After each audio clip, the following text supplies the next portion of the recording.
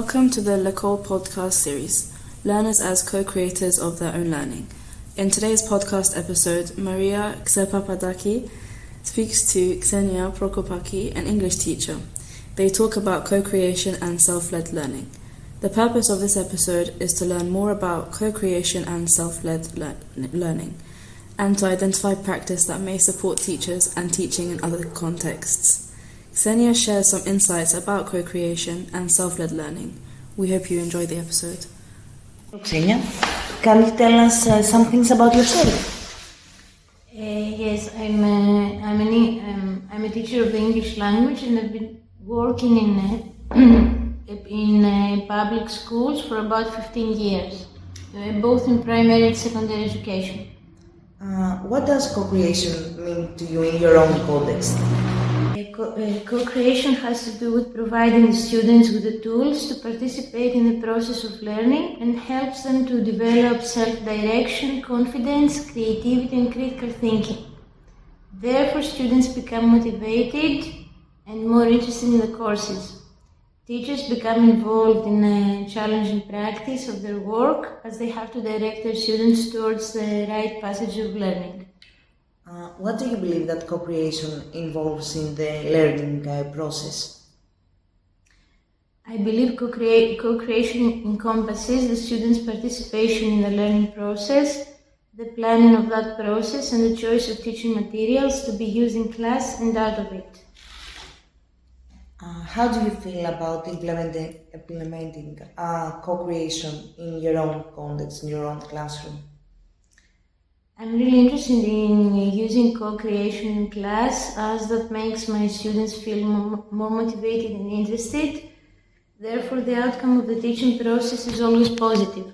However, it's not always easy to involve students in the process because time at schools is limited and there is specific material to be taught before the exams at the end of the school year. What self-led learning means to you? It connects with co-creation or not? Self-learning has to do with keeping the students motivated to learn and enhance their knowledge out of the school environment as well. That way, the new knowledge they acquire becomes substantial. Self-learning is associated with co-creation in terms of the awareness of the specific things the students want to learn within the limits of the subject taught, of course. Students learn a lot of things by themselves and they become active participants in the process to be followed in class. How do you implement that relationship of co-creation and self-led learning during the learning process? Do you have any obstacles or barriers doing that? I always try to find out what my students are interested in and enhance on that. I also try to learn things from them because there's a generation gap between us and it's not always easy to understand what they're interested in. Most of my students implement self-learning of the English language by watching films, listening to music and playing video games. So I try to incorporate their self-acquired knowledge and their interests in class. However, it's not always easy to apply these rules in class because of the big number of students in each class. We have about 25 students and the lack of time because English is taught twice a week at school and each class lasts about 40 minutes. So it's limited, the time is limited. Do you use movies and songs and other media in your class? I always try to use movies, documentaries, songs according to the interests of my students. But another obstacle that I have to cope with is that technology is not always approachable in class.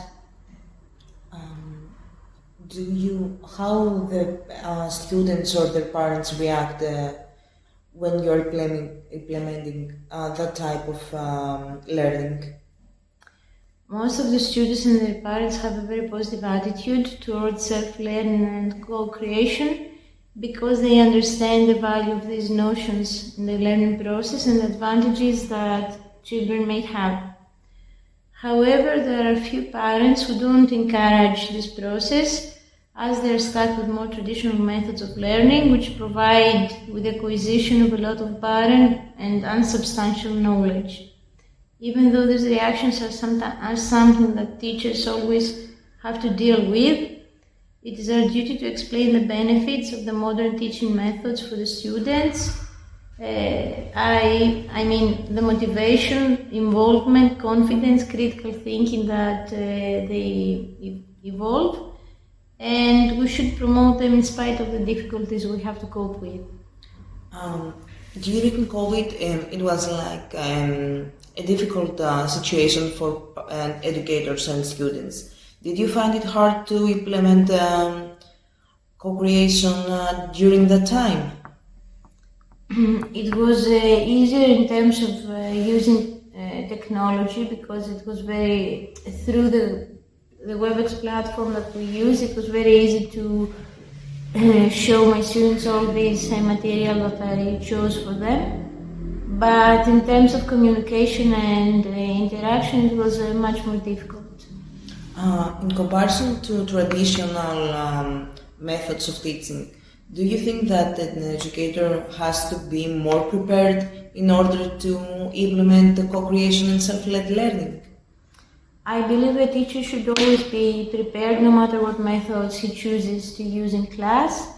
However, when a teacher uses these more modern methods, it's necessary to be more prepared, to prepare lesson plans before class, because the material we use is not taken from the book that we could follow.